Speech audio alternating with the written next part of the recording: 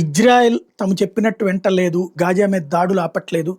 అక్కడున్న సాధారణ ప్రజల మీద దాడులు ఆపట్లేదు. ఈవెన్ ఆహారం డిస్ట్రిబ్యూషన్ క్యాంప్స్ మీద కూడా దాడి చేస్తుందన్నది యూరప్ దేశాల యొక్క కోపం.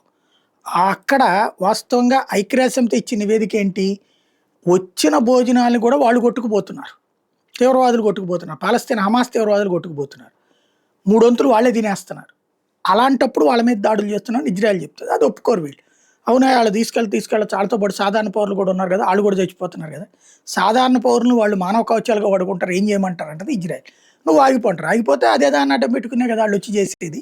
ఎట్లా మీకేం తెలుసు, మీకే రోగం లేదు, మాకైతే సమస్య కాబట్టి అంటది ఇజ్రాయెల్.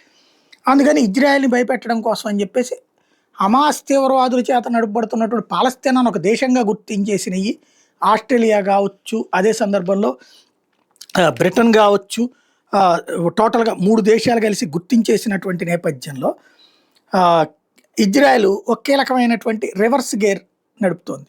ఎదురు అటాక్ చేసింది. ఏమన్నాయంటే గ్రేట్ బ్రిటన్ని పాలస్తీనాలోని ఒక రాష్ట్రం కింద గుర్తిస్తున్నాం అంటూ రివర్స్ స్టేట్మెంట్ ఇచ్చింది.